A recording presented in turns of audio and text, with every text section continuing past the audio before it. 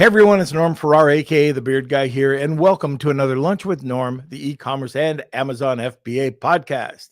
Today, we're going to be discussing about how to implement affiliate marketing using Amazon Attribution. We're going to be talking about what is Amazon Attribution, how does that work, how does affiliate marketing benefit Amazon brands, and what ongoing marketing efforts can support affiliate efforts. So welcome to another Lunch with Norm, the e-commerce and Amazon FBA podcast. Lunch with Norm. Lunch with Norm. Lunch with Norm. All right, like I mentioned, today we're going to be talking about how to implement affiliate marketing using Amazon Attribution. Our guest is an entrepreneur and expert in e-commerce and digital marketing. He co-founded AMZ Advisors with his two partners in 2015, which has generated over $500 million in sales for his clients. Mike also operates AMZ courses, educating Amazon sellers on how to maximize their sales platforms through Go Advance, which helps brands expand into Latin America. So our guest today is Mike Begg. But before we get to Mike, we're going to have a word from our sponsor. And I guess that's on me. I got to get used to this. All right. Hopefully Kelsey did his job, and he did. All right. I see the read. This is for Seller Basics. Hey, Amazon sellers, ever faced account suspensions, ASIN hiccups, or IP headaches? Introducing Seller Basics, your account's guardian. With just $99 per month or code NORM, $89 a month, Seller Basics offers a dedicated team to shield your business from these challenges. Plus, this membership offers free legal consultation from seasoned e-commerce attorneys. No long-term contracts, and you can cancel with just a month's notice. View Seller Basics as your Amazon account's health plan and check it out at sellerbasics.com. But wait, there is a disclaimer. Seller Basics isn't an insurer or law firm. Consultations come from independent firms. Results may vary. Membership is needed before events leading to claims, and terms apply. All right, now let's bring in the mayor of Blunderville. Hey, how's it going? Good. How are you? I'm doing good. Welcome to another Lunch with Norm podcast. This is episode 610. Wow. We're getting up there. We're still getting, imagine if we were still doing 3 a week. I know, that'd be crazy. So, But you know what's weird? I don't know if we've talked about it before. I know we've talked about it when you came down, but every Monday and Friday, don't you think, like on Monday, I was ready to go downstairs, do the podcast. You know, every Monday and Friday. I guess that's not going to wear off for a long time because we did it for 3 or 4 years. Yeah, when you do it for 4 years, it's hard to break the habit. But yeah, it does feel like there's something missing on those Mondays and Fridays. Yeah. By the way, are all the feeds working? I had something that was showing error. But I just want to make sure that the feeds are working. So if anybody out there is listening, can you make sure, like on Facebook, LinkedIn, YouTube, if you could just say they're working? Yeah, I'll double check when you start the interview. But from my end, it looks like they're all good, but I'll double check.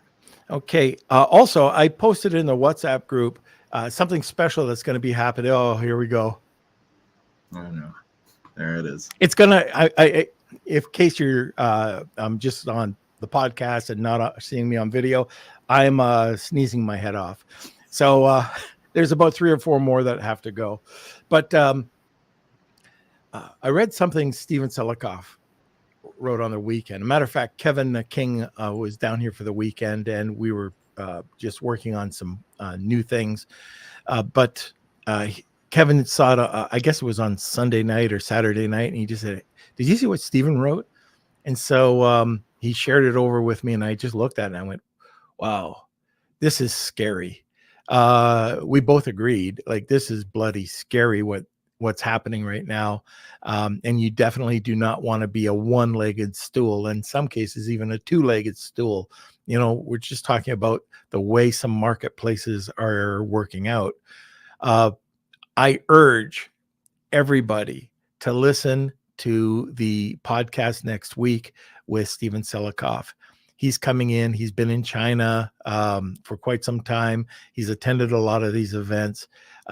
He was privy to a lot of information, which he just put out a dire warning. And if you're not listening to this, you will miss out. And it is going to be next Wednesday. I'm going to let people know again. And we did publish it in the newsletter, but he's going to get into it in detail. So, Kels, is there anything else that we have to talk about other than where are we going to be next week, Kels? We're going to Vancouver and Banff, which is going to be just an incredible trip. I can't wait for that. So that means next week there is going to be a pre-recorded episode. So we'll still be going live, but the episode will have already been recorded, so you won't be able to interact quite like today's episode. But it was a sellout. It was a sellout. Yeah. Oh, the trip. Yeah. It was a sell, and we ended up getting a couple of one was $500 million seller, another one $800 million seller. A bunch of entrepreneurs coming on. So it's going to be really cool.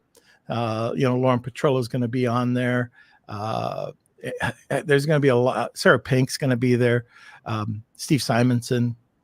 There's a lot of great people that are going to be there. Costin's going to be there from AMZ Rank. So just rubbing shoulders for 4 or 5 days.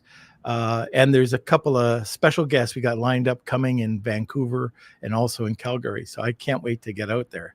Gracie Ryback's going to be there. She sure is. Yeah. So anyways, what we're trying to do, and you're going to see this in the newsletter, is we're trying to plan for next year. So if you got any ideas where we should go, what would turn your crank, what would get you to come with some top entrepreneurs around the world, where would you like to go? What would you like to do? We're just trying to take some suggestions. One of the things that Kevin and I put together last year, but it was very expensive, was this private African safari. So it sounds great, but the price tag is pretty high. So if you have any great ideas, where would you like to go, rub shoulders with people 4 or 5 days, and just have some fun? It's not a mastermind like Amazon or e-commerce, but those topics definitely come up. Like these guys coming out to the mastermind or the event this week probably will be educated more than pretty much any event out there, with exception BDSS, AGT, SG, stuff like that. But okay, let's get to this podcast now, unless Kelsey has anything else. No, I think we're good to go. And all that good stuff is going to be edited out, when it gets released on Apple. So this is only for the live people. All right, so let's get over. Let's sit back, relax, grab a cup of coffee, and let's bring on Mike. Hey, Norm. How's it going? I'm doing great. Thank you for having me. Oh, no problem. I usually get a break, and the reads are pre-recorded. So now I'm just talking the whole time. Oh, fantastic. That makes it easier, no? No, it doesn't. I want to have my Coke. I want to have my, oh, by the way, I forgot to mention this. Kevin, you usually listen to these podcasts. Kevin King was down, and this is the type of guy Kevin does. When I go to his place, he puts gummies under my pillow. Like when he came down, he knows I'm I love Coke Zero. I drink bottles of these every day. But he brings me Mexican Coke, not that Coke, but Coca-Cola. And it was incredible. So I could hear glass clinking in his luggage. But that's the type of guy he is. He knows I like Mexican Coca-Cola tastes so different than regular Coke. He brings up 4 bottles. It was awesome. It does, and I completely know that for a fact. I actually tried to import. I live in Mexico. I actually tried to export Mexican Coca-Cola to the US, that is a whole difficult process. It's doable, but not easy. Oh man. So it's a completely different world, and that's why so many immigrants to the U.S. like to buy Mexican Coca-Cola. Well, that's just the type of guy he is. And anyways, that was awesome. So Nice. shout out to Kevin. All right. Today, a lot of our listeners already know about attribution. Mm-hmm. A lot don't. So why don't we start there? We're going to be talking about affiliate marketing, and we're going to be talking about Amazon attribution, how this whole process works, and how how it could be beneficial for sellers. So let's start off right at the beginning. Let's talk about what is Amazon attribution and how do you get it to work? For sure. And I think the first thing to talk about here is just generally when we're selling on Amazon, we've kind of all come to this realization is that driving traffic from off platform to Amazon has a big benefit for brands in the long term. And, there's a variety of different ways to do that: paid media, social media, email marketing. But there was no easy way to tell whether that traffic was actually leading to sales. So Amazon created the Amazon Attribution program.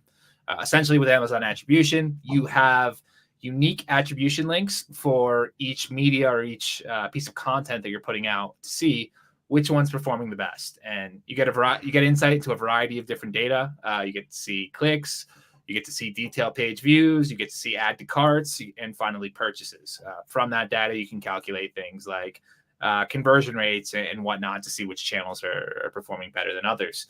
The other unique benefit with Amazon Attribution is that Amazon actually incentivizes you as a seller to drive that off-platform traffic using the brand referral bonus. So the brand referral bonus is a 10% credit towards your Amazon FBA fees. So for each sale you generate through Amazon Attribution, Amazon will actually reimburse you 10% of your FBA fees on future orders. So it's kind of a win-win for both sides. It's Amazon wants you to bring more people to Amazon to buy products on Amazon, but they're also paying and making it a little bit cheaper for you to do that. And that has a lot of benefits when it comes to when we actually look at what the cost of customer acquisition is through these off-platform channels.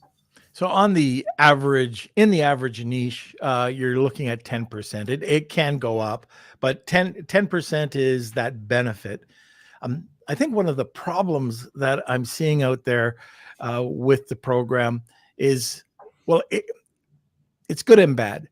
All of a sudden you can give, instead of giving just free product, if you really like the influencer, you can give back that 10% to them. So it gives them a compensation.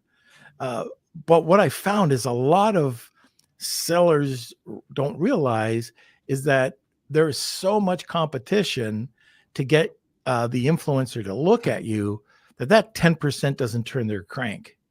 For sure. So you still have to give them an additional. Now I'm not just saying within, you might have, like, once you have that network, that might be fine. But if you're working with affiliates, which we'll get to in a second, they're probably going to want to have more than 10%. What do you think? It depends on the platform, and it depends on, so I guess this is kind of where we differentiate a little bit. When we think of affiliates from our standpoint as an agency, an affiliate is anyone. An influencer is an affiliate. A publication is an affiliate. Any website that is pushing traffic to our listings is an affiliate. And in that sense, a lot of the times they're already doing it and not even knowing. And they're using Amazon Associates. So by using a 10%, and in some instances, Amazon Associates is 4 to 8% commission. Offering a 10% commission in some instances might be enough to get them to engage more and post more content and drive more traffic for you and try to optimize your placements on their platform or their channel, whatever it may be. Other instances, there are platforms that want higher commissions. I mean, what we typically see is people asking somewhere between 8 and 40% commissions. Obviously, that higher range is going to be very difficult for most brands to do.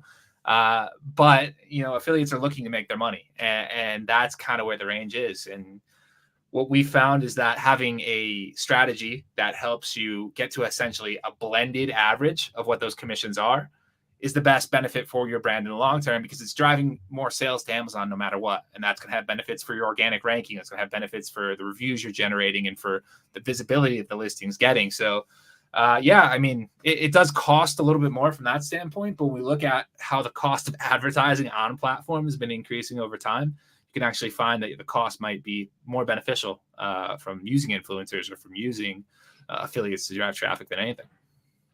I just realized a laptop I'm working off of, and I had it plugged in upstairs this weekend, and it's not plugged in. So I might have to run, grab the plug and plug it in. Kelsey might have to do some talking. So there it is. We're professional around here, and that's, we're a professional podcast. So might have to plug in my computer. So we'll keep going though. Affiliate marketing. Mm-hmm. So we've talked a lot about it on the podcast. So how can affiliate marketing benefit Amazon brands? So I think there's a few different ways here. The main way is obviously direct sales. I mean, bringing traffic from off platform to Amazon is just going to have the benefits that I already touched on. That's going to help you with more conversions, help show up higher in search results. That's the obvious benefit. But the benefit that sellers don't consider as much is that it's driving a ton of traffic as well to your listing. And those customers might not purchase to begin with, but within Amazon, we have such a capability of retargeting through both the advertising console as well as the DSP side. A lot of new marketing initiatives that help us convert a lot of customers, such as the brand tailored promotions, such as coupons targeting subscribe and save, depending on what type of product you have. So there are a variety of different ways that we can leverage that traffic once they hit Amazon. Because when we think about it, traffic that comes from other sources is not going to convert as well as people that are going to Amazon to search for a product. If you're going to Amazon, you have a higher buying intent than if you're on social media or if you're reading a blog on a website. So that initial conversion rate from those traffic sources is going to be lower. So from all that additional traffic we're driving, we want to focus on how do we retarget this traffic? How do we continue to drive more sales and continue to acquire more customers within Amazon after they've discovered us somewhere else? And one of the products that the sellers who are selling these recurring products should take a look, and like for us, when we're advertising, we'll give away the cost of the product. Like we want that one-time purchase, and we're willing to give, if the product is $20 to acquire a customer, I don't care if it's $20 that I spend, because I know next month they'll come back and they'll get it and they'll enjoy it. And I think that's the same thing with affiliate marketing. If you're going out there and you have these products, don't be afraid to give back. This affiliate marketing can give you so much more exposure. Like the traffic that you can, it's a completely different traffic. It's completely different, and you get so much more unique traffic. 100%. I completely agree with that. And I think that's when you have that type of product, increasing brand visibility and customer acquisition is the number one goal. I mean, we have the visibility into it with the subscribe and save dashboard. You can see the comparison between, how much revenue a subscribe and save customer spends on Amazon compared to a non-subscribed customer. So generally, when we look at that, we can start calculating, like you said, customer acquisition costs, figuring out how much we can pay to get a new customer, knowing that they're going to spend this much over the course of their lifetime. I think that's really where the big benefit is that we just want to maximize visibility and maximize eyeballs. And another unique principle of this is that customers can tend to buy products that are referred to them or that have good reviews from other people. So obviously, product reviews on Amazon are massive, but when you have influencers or other affiliates that are well known within a certain niche recommending a product through the content, that's going to have a massive conversion impact as well in the long term, because that content becomes another marketing tool for you. Hey, our product was recommended by the New York Times, or our product was recommended by, whoever influencer. All of that becomes marketing tools and resources for you to use in the future. So there's a lot of benefits when you really have a good affiliate program built out. So let's go back to the attribution program just for a sec. I know a lot of people still are not using it. So you've got the brand referral program, which provides that 10%. People get that confused with the attribution program because they have to link. You have to enable attribution to get to the brand referral program. How do you set up And just we do it. I mean, it's not an issue, but if you could just give us the action steps to properly setting up the attribution code, because I still think a lot of people are not doing this. They're just doing it because not doing it because it's confusing. It is a little bit confusing, and I completely agree with that. So the first step to getting to Amazon attribution is you have to be brand registered. If you're not brand registered, you don't get access to Amazon attribution. Once you have a brand registered, you can sign up for attribution. Now, the first way to access that is to go to the advertising console, the campaign manager. And from there, you can click in, I think it's in the reporting section, and then you click on Amazon attribution. That will bring you to Amazon attribution. You'll notice a little box pops up. You need to enroll in the brand referral bonus. You click that link. It's going to bring you, for some reason, it's going to bring you back to Seller Central so you can enroll in the brand referral bonus. I don't know why all of this isn't connected. It would be so much more simple, but yeah, you connect it and you automatically become enrolled in brand referral bonus. From there, you would need to start creating links. So you essentially, similar to a campaign, you'll click create.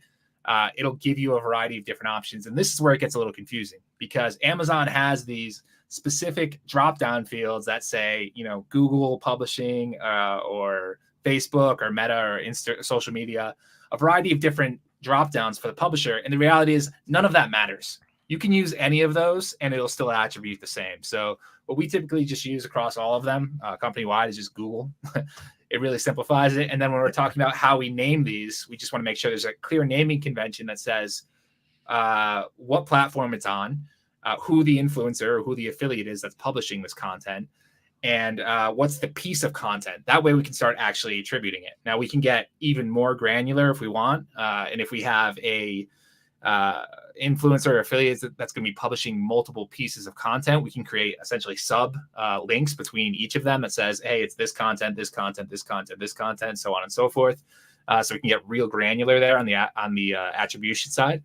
But yeah, I mean, that's essentially what it is. It's not that complicated. I think Amazon just makes it a little bit more complicated than it needs to be. So when you have a single post, and I think this is important that you can track that single post that you put out on Pinterest, on wherever it is. And like you said, you can drill down as deep as you want, or it could be very broad just to a specific influencer, and you could track them. So it's so important because you want to know where you're throwing your money. Is it making sense that you're putting it in with these different platforms? Maybe going on TikTok or maybe going on Pinterest or Meta, it's just not working for you. Your demographics not right, or a specific influencer is just not, a creator is just not driving traffic. You're wasting, and especially maybe you've given, some people do this, but they give them a flat fee. Not all the time, very rare, but you just want to make sure that that's covered. I know one time, Paul Barron. Name sounds familiar. Okay, so Paul's a friend of mine. He was telling me a horror story that he spent $7,500 on this influencer on YouTube, and he saw the video, and the video really was just a pan across his logo, and he was so ticked off, and he got no business. Well, he couldn't tell back then. The attribution program was around, but he didn't see a spike in his sales at all for a 3-second pan. But that happened to him, and this is why. And we've talked about it to different creators that come on, but you have to really know the person that you're working with for that side of it. So on the now, let's see, we're getting close to the bottom of the hour. I'm going to throw in another question about the affiliate marketing side. Mm-hmm. Are you working with networks? Are you just working with clients to build out, like, let's say they have a WordPress site using WP Affiliate, or how are you setting up affiliates in your company? So the way that we do it is we're constantly out there recruiting different affiliates, and there are so many different types of affiliates. I briefly touched on that, but like influencer is one side, publications is another. Benefit networks, that's another big one. Actual affiliate networks, that's another place to go to. Product review sites, deal sites. Like there's so many different places that you can actually go out and reach to these people. And it really comes down to just getting out there and contacting them, researching them, and finding ways to connect. I mean, we will reach out to people at different affiliates by email. We reach out by social media, by LinkedIn, all just trying to get a way to get in touch with them, because affiliate marketing is very much relationship based. And your last comment there on Paul's experience pretty much highlights that, is that if you don't know who you're working with, you don't know what the results you're going to get are. And you also don't want to completely put all your eggs in one basket, invest $7,500 on one post. So it takes time. It takes time to understand how these different affiliates work, how you have to pay them. There's a variety of different payment models for these. One is CPA, cost per action. Another is paid placements. So it's a lot of back and forth to really get to an agreement in a spot on where both sides are comfortable. But once you have that relationship, once you know the channel works, it's a lot easier to re-engage. And that's really the big thing, is like getting out there, finding the right ones for your brand, testing to figure it out, and then continuing to build those relationships over time. When you're looking for the proper affiliate for your brand, are there specific questions you should be looking for, or is there something you should be looking at when you're building up your affiliate network?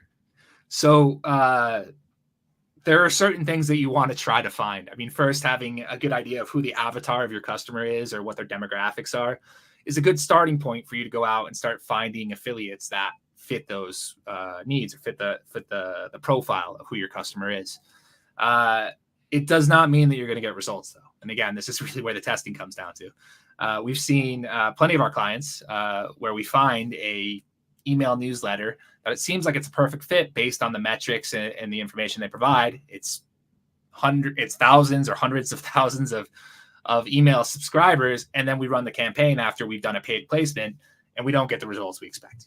So it's very tough to say. I mean, starting is a good point. You want to kind of understand, like I said, the avatar of your customer. From there, you want to go out and try to find the different types of affiliates that have audiences that fit that avatar. And then you got to start testing with them on different aspects. So there's no fixed formula here. You can't say that just because everyone fits the demographic, the audience of every affiliate fits the demographic of your customers, you're going to get immediate results, because I've seen plenty of cases where that fails. So again, it's going to take a lot of time, a lot of testing, and it seems very time consuming, but the long-term benefit is that you get a great return on the actual money that you're putting into it. For example, we just ran 3 months ago, an email campaign through an affiliate that was a perfect avatar for a coffee brand we had. And through one email marketing campaign, we generated about $50,000 in sales. And the cost for us was a CPA placement. It was a fixed commission at 12%. So the cost of that $50,000 was, about $6,500 for all of that sales. And that's a great return on investment, especially when we look at how much it would have cost to acquire that traffic on the Amazon through advertising, on the Amazon platform. It's definitely something to look at, and not enough Amazon sellers. And in fact, it's probably just a 4 or 5% of intermediate to, I don't even think it's that high with intermediate to smaller sellers that are using affiliate programs. If you're, I think, and this is just my opinion, but Shopify sellers or WooCommerce sellers might do this a lot more because they don't have that captivated audience.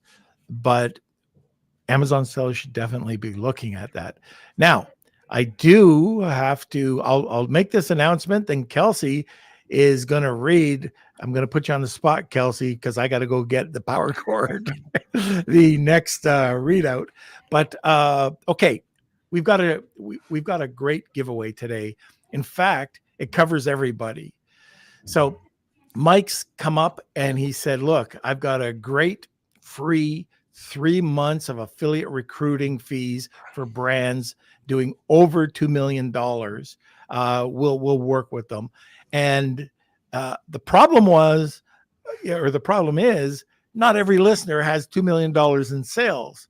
So he said, oh, the next best thing I can do is you can have that, or we can go through and we could just do like a full audit for your affiliate marketing, what you should be doing, what you shouldn't be doing. And so everybody gets a kick at the can. People play kick the can anymore. When we were kids, we always played kick the can, you know. But anyway, so if you're interested in that, hashtag Wheel of Kelsey, tag two people, you get a second entry. It's a great giveaway. The value of that is incredible because I can guarantee a lot of $2 million sellers or more are not doing this, and your eyes are going to be opened. Okay. Anything to add to that, Mike? No, I think you pretty much nailed it right there, Norm. I mean, this is what the future is of Amazon. I mean, us as sellers have to evolve. We have to see what's coming. And I think if you're not taking advantage of it now, you really should start understanding what the opportunity looks like for your brand, because it's going to become more important for you in the future. That's a great segue to, I guess there was a lot of people that weren't listening at the beginning, but next Wednesday, and you've never heard me do this, but Steven Selikoff is going to be on, and he's going to be talking about that bombshell post that he put up on Saturday or Sunday. And he's already started sending us all sorts of different images and just things he wants to talk about, and it will blow your mind. So I'm going to be away, but we're going to pre-record that actually later this afternoon, and it's going to be incredible. So next Wednesday, don't forget to stay tuned for this.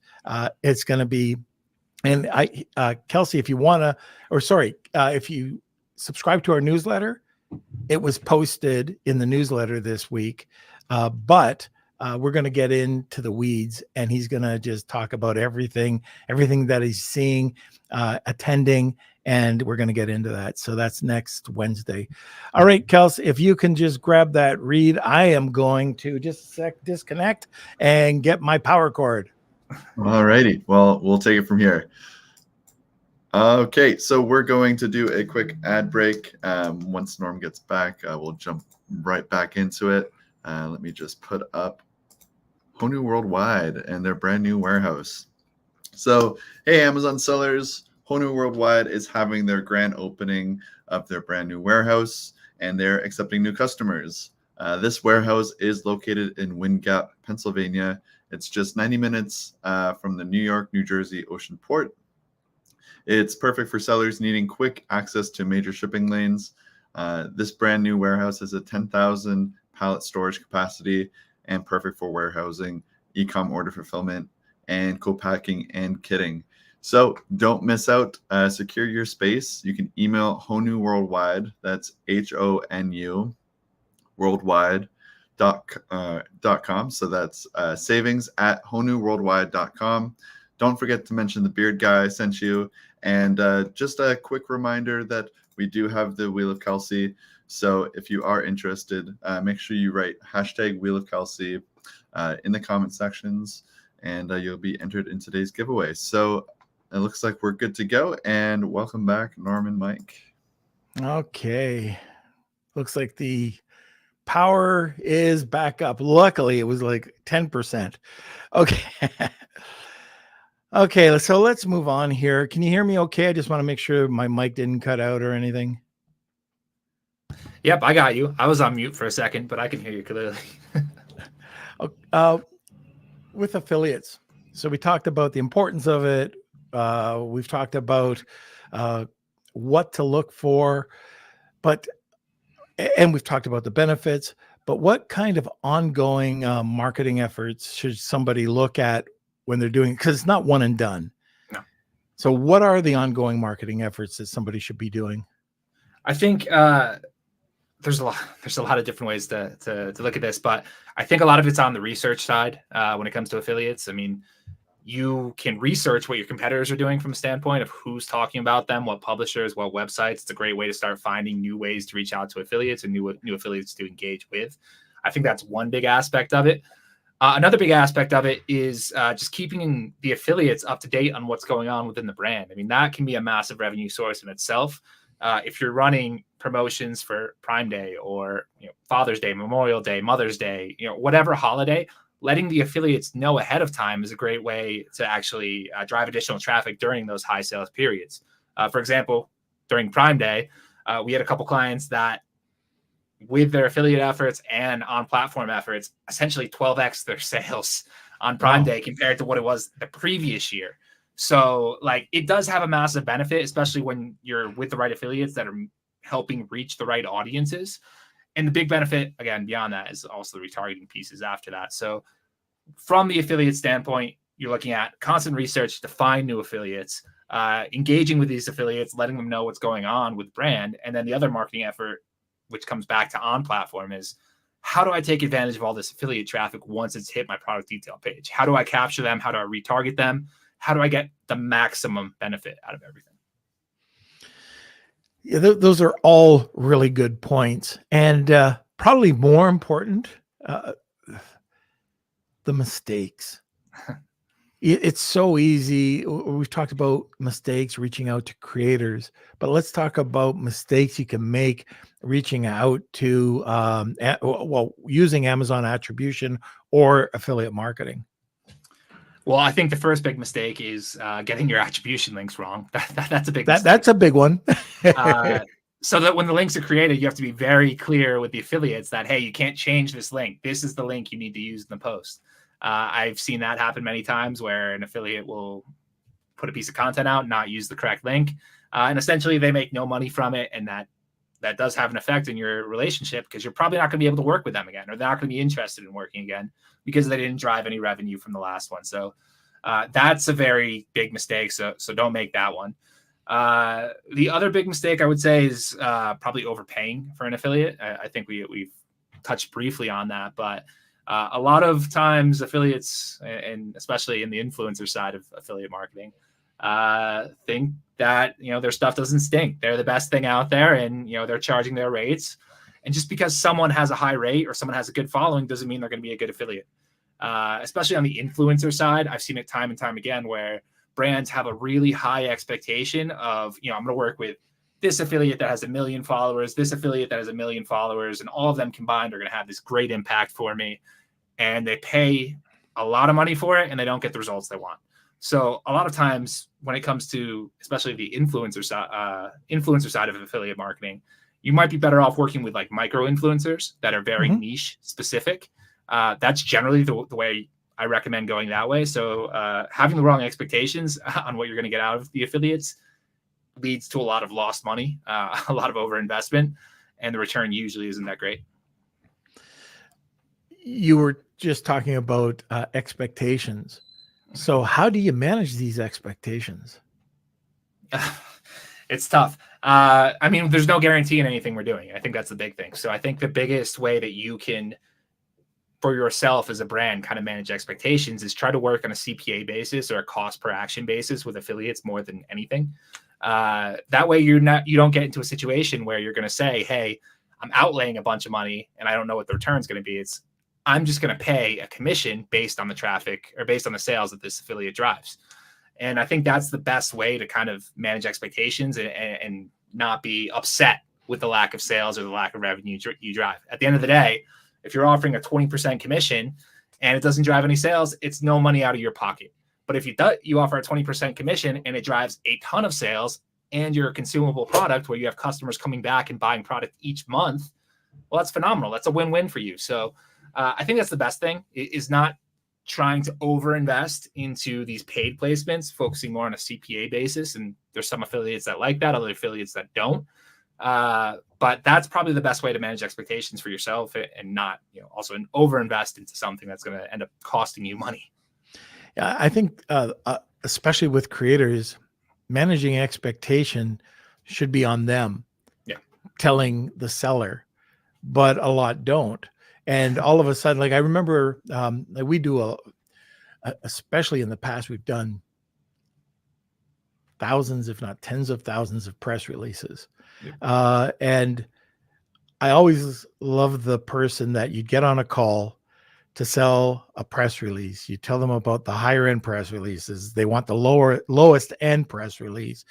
And then you literally record the call. So the call is recorded so that, because we had issues with people thinking that it would be guaranteed every search term in the world would be on that one press release that they just spent $100 on.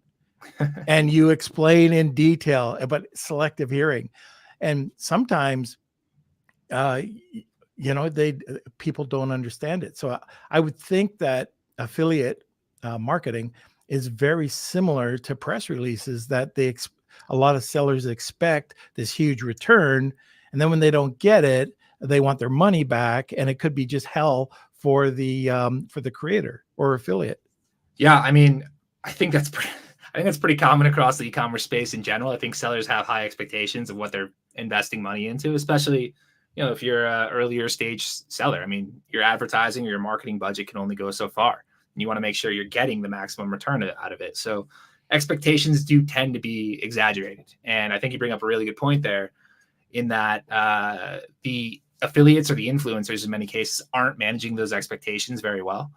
And a lot of times part of the reason is there because maybe they've juiced their numbers through buying followers or buying engagement or engagement farming, and it just looks better. So obviously they don't want to admit to that and say, hey, you're not going to drive as much traffic or sales from that. That's one thing. But it is very similar in the sense to the PR side or the press release side, in that you don't know what the results are going to be. It's a numbers game in the long term. It's like the more affiliates, the more press releases you put out there, the more visibility you're going to gain for your product, and the more traffic it's going to drive over time. There's no immediate expectation, or we have to frame it that way. There's no immediate expectation that we're going to be able to drive traffic immediately.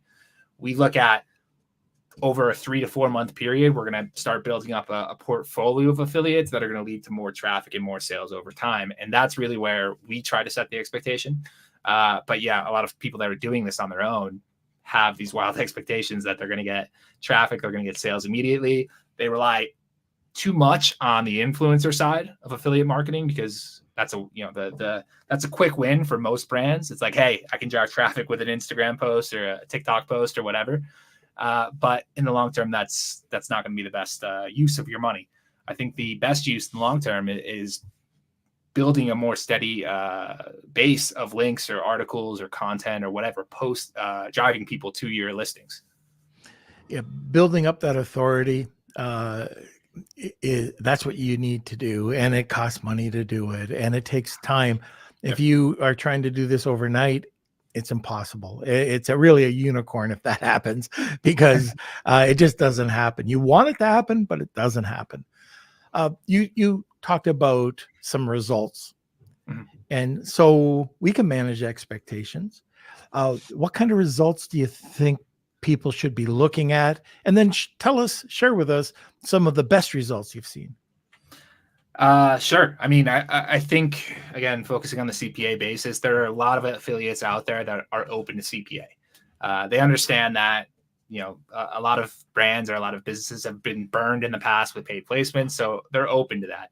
At the same time, if they don't see the results from the actual sales, they're probably not going to re-engage with it. So it's a balancing act there. You want to make sure that your product looks good. The other thing to consider here is that a lot of affiliates won't promote a product unless it already has a lot of reviews or a lot of positive reviews, because at the end of the day, a product that has negative reviews is not going to convert as well as a product that has positive reviews. So it's also the affiliates kind of making sure that they're setting themselves up for success. So what we've typically seen, and when we usually start working with a client, the first 30 to 60 days is heavy recruitment. At that point, we're trying to get as many affiliates in as possible, trying to have these conversations, just get them to start placing placements. We'll usually see links placed within those first 30 days, but from that traffic, it's going to be pretty low. It's not going to be really until you start engaging with them. And you want them to continually post content over time, and that's going to help build that up, and that's going to lead to more and more traffic for them, more and more sales for them, and more of a benefit for you. So first 30 to 60 days, I would not have crazy expectations. It's going to be a lot of legwork on the recruiting side, on the placement side, and you're probably not going to see a lot of great results. Now, the next 30 to 60 days, you will have already started seeing data points from affiliates on which ones are performing better than others. And you want to try to find ways to help incentivize the ones that are already performing better, or help them get better results.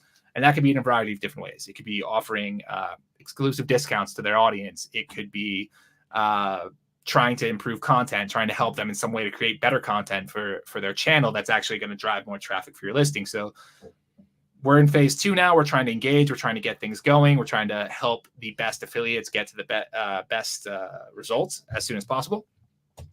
Beyond that, let's call it phase 3, is really the ongoing process of, hey, letting these affiliates know what's going on. So we're running these promotions this month, this promotion the month after, this promotion the month after. These are good opportunities. These are what previous brands said. So that's what the entire process looks like. And that might be a 4 to 6 month process before you really start seeing the significant results that you're looking for. What we have found with some of the biggest sellers doing affiliate marketing is that about 10 to 15% of their overall sales now are coming from affiliate side. So we're driving a significant amount of revenue from outside of Amazon now. When we also look at the clicks, that has a massive impact. I mean, I touched briefly on Prime Day and a discount that we ran earlier for a couple different brands. The email promotion that we did a couple months ago for one brand generated 25,000 clicks in 2 days. Normally, this listing was getting, I think, 12,000 visits a month. So we've essentially doubled, or we've actually added more than double, 200% increase in traffic that's going to their listing. And then from there, we're going to do the retargeting and remarketing and everything from there. That is a massive benefit for brands in the long term, is when you have that many people coming to your product detail page, because it's going to lead to more recurring revenue. It's going to lead to more customer acquisitions. Massive benefit there. Same thing on Prime Day. We generated over 2 days, 100,000 clicks through the affiliate marketing efforts that we did. So those are kind of the expectations I would try to give a lot of people. You're probably going to see between 10 to 15% of your total sales coming through affiliate once you get to full scale on the affiliate marketing side. But you're going to see a massive amount of clicks, probably more than the organic clicks that you're getting on Amazon, at least in the short term. And that's going to have massive benefits when it comes to converting those customers, ranking higher in organic ratings from all of those sales over time. And it's going to lead to more and more revenue, and you're going to see a bigger shift in on-platform sales, or sales lift on platform from what's happening on the affiliate side. Okay, great. I do want to follow up with buying followers. So you see that with creators. You know, you see these emoji, like in the comments, just a lot of emojis, 1-word answers, 2-word answers. That's usually how you could tell whether it's just a bunch of fake followers. But one of the things I did early on is I got a brand, and I hired this social media manager, and it started to grow. And then we had like 128,000 followers for this one brand.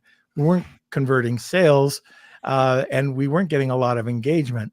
So I talked to my buddy, Wilfred Lightart, and he looked at it and he goes, "Who's your social media manager?" And I told him. He goes, "Fire them." And why? He says, "These are all cheap followers. They're either Bangladesh, India, wherever they're from, Pakistan. And all they did was just link me up." So what does that do? If you're going out there and you're buying these cheap followers, nothing against Pakistan or Indian or people, from India following, they might buy your product, but for the most part, these are just cheap 2-cent clicks that you got that do nothing. There's no engagement. And so I got these 120. I was boasting, "Oh, I got 128,000 followers, for this brand." He comes back, he says, "Shut it all down. Start over." And it's so true that if you don't get real followers, or if you're looking at creators that suck, that they might have a good personality, they might be new, but these followers are all fake. Don't use them. Exactly. And that is very common in social media, because social media it's very much a vanity game.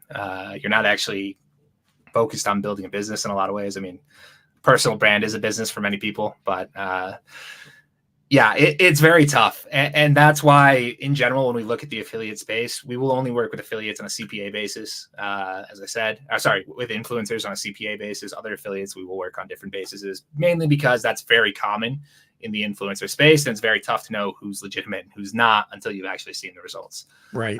So that's the first thing to consider. The other thing to consider is just social media takes a very long time to build, especially if you're building a brand like that. Influencer can support your social media channels in the sense that if your focus working with other influencers in a certain space is around building a following, co-marketing opportunities, co-promotion, giveaways, like that type of thing can drive a lot of followers to cross over from different influencers, let's say, to follow your brand. Great. It still doesn't mean it's going to be a benefit in the long term. So again, when I'm focusing on the affiliate space, I'm focusing on how do I drive actual revenue. Followers don't really matter to me on social media in the long term because most of the traffic or most of the conversions I'm going to be getting through affiliate marketing are becoming from other people. They're not going to be coming from my own channels. It's a lot of work to build up a social media channel. It's a lot easier for me to take advantage of the audiences that other affiliates have. Oh, there we go. Okay, I think that's about it. Kels, do we have any questions? We do. We have 2 questions that have come in, and we'll jump into those. So first one's from Rad. I would like to understand why some affiliates, especially agencies, fail to fulfill their promises after receiving payment. How can we ensure that we find reliable affiliates and achieve better results? What criteria should we use to find them? That's a very tough question.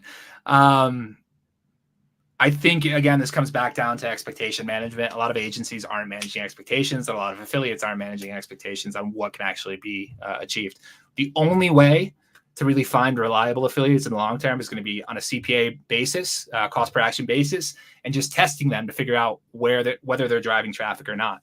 When you have a CPA engagement, again, it's no money out of your pocket up front, and you'll actually see the results from them over the long term. I think that's the best way to kind of screen people and figure out which affiliates are going to be the best for your brand or not. Okay. Yeah, it's very hard to guarantee anything. Exactly. Yeah. Okay. And last question. Does your affiliate agency work only for Amazon, or are there other platforms like Walmart or Shopify? We specifically just do Amazon. There are a lot of other agencies out there that do Shopify. Walmart, I'm not aware of them having a similar program from an attribution standpoint. But yeah, I mean, affiliate is a massive industry when we look at it worldwide, and it happens. I know plenty of people that have built multi-million-dollar websites on Shopify just using affiliate marketing. So there are a lot of opportunities to use that for other platforms. If any of the listeners are really interested in getting into affiliate marketing, just to understand it better, you could go to Affiliate World, which is, I think, is happening right now. Yeah. But they have 2 conferences a year, but there's conferences out there that you can go and learn, sit down, just like an Amazon conference. You go, there's workshops.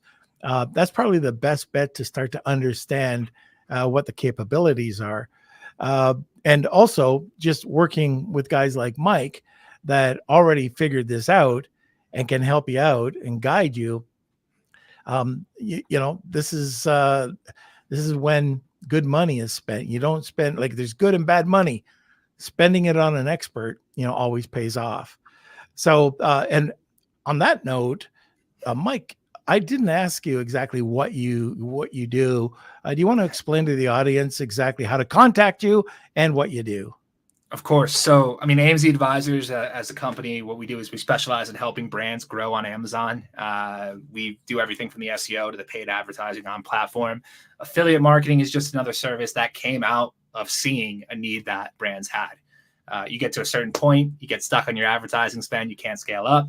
Affiliate was a way for us to start bringing more traffic, bringing in more sales for brands. So that's where it really came from.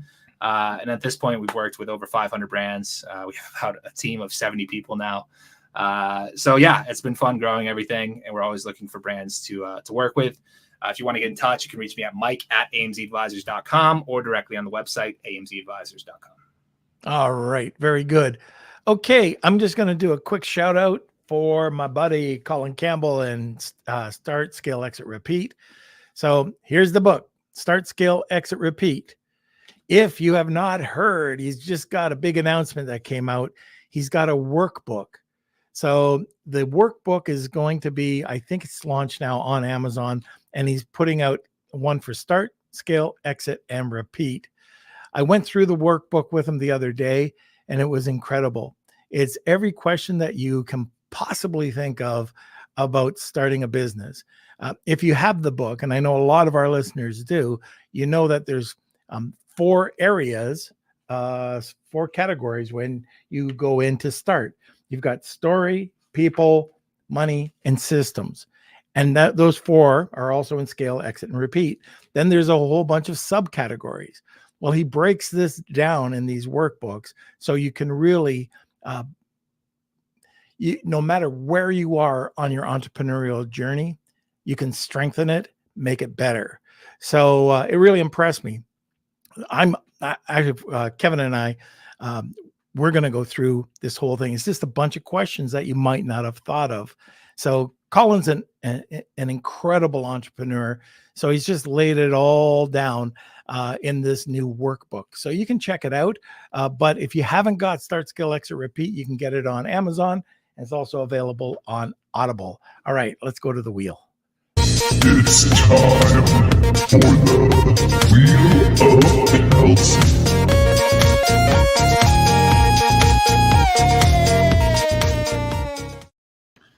All right, so here we go. We got the wheel. We're going to shuffle these up.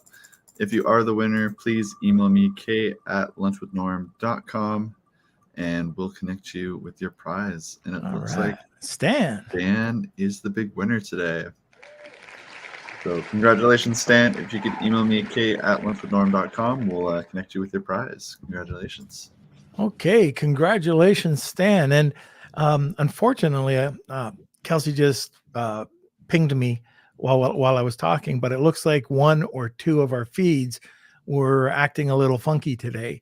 So if you do want to hear the podcast, of course, if you're listening now, why am I even saying this? But check it out when we release it 1 week from today. All right, Mike. So thanks a lot for having us or coming onto the podcast today. Thanks a lot for having me, Norm. I really appreciate it. All right. Okay. So thank you for everybody who could join. I know that there was some problems out there, but it's hopefully you learned a little bit about the attribution link and the affiliate world. Kels, anything to say? No, I think we covered most of it. If you're looking for our newsletter, we send that out every Monday. Links are in the description, and also drop the comment here for you guys. Also, the latest Marketing Misfits episode just got released as well, so check that out. It's on YouTube. Who's on that one? Lauren Petrillo. Oh, that'll be a good one. That was actually a lot of fun recording. Yeah, I could tell. Yeah. So if you're interested, check out Marketing Misfits on YouTube, and I think that's it. All right, very good. Okay, everybody, thanks for joining us, and we will see you.